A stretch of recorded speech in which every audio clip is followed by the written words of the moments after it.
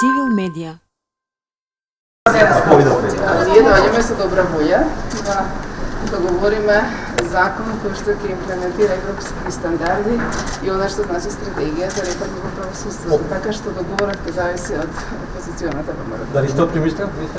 Па, знаете што јас сум повеќе во животот реалиста отколку оптимиста, знаејќи со кого преговарам не можам да кажам дека сум оптимист, но ние ќе направиме се од наша страна, стандарди во законот да има и ќе покажеме добра волја таму кај што има простор да направиме.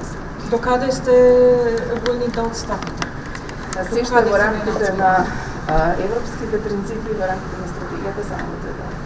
Значи надвор од тоа што е стандард не можеме да отстапиме заради тоа што закон заради закон не е нешто што може прво да биде прифатено од граѓаните, а потоа и од Европската унија. Имате големи разлики околу именувањето на шефот на новото јавно обвинителство. Кон камерите, ако може. Се согласите? Значи имаме повеќе клучни разлики.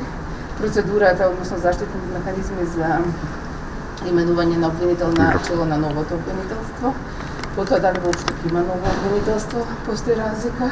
И трето, преодот на случаите, водењето на случаите, значи да се направи солидна правна рамка, ако веќе го укинуваме законот за специјално јавно обвинителство, треба тие работи да бидат правилно изрегулирани со цел да нема никакви сомневања понатаму. Да зависеше се од опозицијата, власта немаше да биде на ова место и навистина е неодговорно како министер за правда да кажете дека еден закон за кој што преговараме веќе 9 месеци не е донесен затоа што тоа не зависи од нас.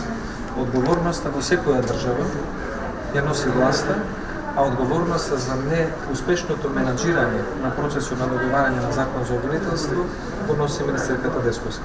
Ние имавме и други многу сложени закони, како што е законот за УБК, прилично сензитивен, бараше двотретинско мнозинство, консултирани многу експерти, вклучено Министерството за внатрешни работи и други безбедносни структури и опозицијата, но видовме дека менаџирањето со тој процес беше соодветно и крајниот исход беше задоволителен и за државата, и за власта, и за опозицијата, и за Европската унија и стандардите за безбедност.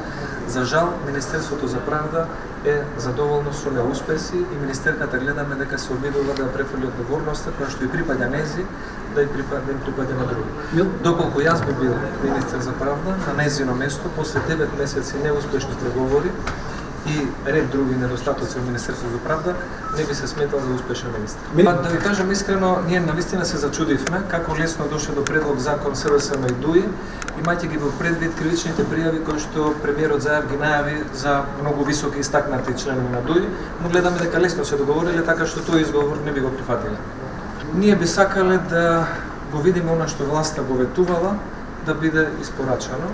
Еден од клучните проекти кои што се однесуваше на оваа област беше изјавата на мандатарот Зоран Заев дека обвинителството ќе биде институција во која што ќе се враќа заедничката доверба, а 2 години после неговиот мандат како премиер дека ќе дозволи опозицијата да биде вклучена во процесот на избор на главен обвинител. Гледаме дека не успева да го испорача тоа што го ветил и ние би инсистирале сепак да ги преиспитат своите ветувања. Civil Media.